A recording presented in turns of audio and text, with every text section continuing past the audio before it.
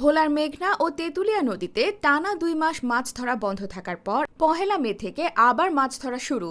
পবিত্র রমজান মাস জুড়ে নদীতে মাছ ধরতে না পারায় ভোলার জেলেপল্লীগুলোতে ঈদের আনন্দ ছিল না। তবে সোমবার 30 মে মধ্যরাত থেকে ব্যাপক উৎসাহ উদ্দীপনা নিয়ে নদীতে নামবেন।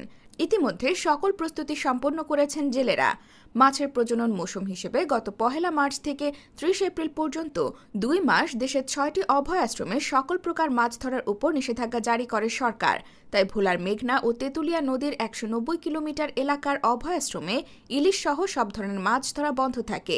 এতে করে প্রায় 1.5 লক্ষাধিক জেলে বেকার হয়ে পড়েন। মঙ্গলবার রাত থেকে নতুন উদ্যমে উৎসব মুখর পরিবেশে নদীতে মাছ শিকার করতে যাবেন জেলেরা।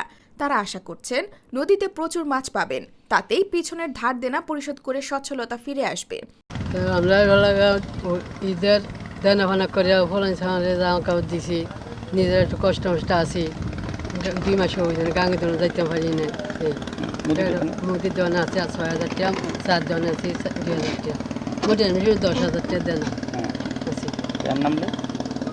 আল্লাহ যদি দেয়, ভাগ্য যদি পাইতে মানুষের দোকানে দেনা মানে তোমার না দিলে বাইতেন দেনা মনে করে এনে দিতে হইব।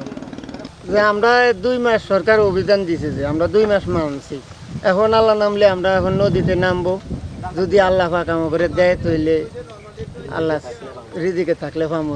এদিকে জেলা মৎস্য অফিস সূত্র জানায়, নিষেধাজ্ঞা বাস্তবায়নে মৎস্য বিভাগ 522টি অভিযান পরিচালনা করেছে। এতে আটক করা হয়েছে 599 জন জেলেকে। এদের মধ্যে মোবাইল কোর্টের মাধ্যমে 419 জনের বিভিন্ন মেয়াদে জেল এবং 85 জনের কাছ থেকে 5,02,000 টাকা জরিমানা আদায় করা হয়। এছাড়া 26 লক্ষ মিটার জাল জব্দ করে মৎস্য বিভাগ।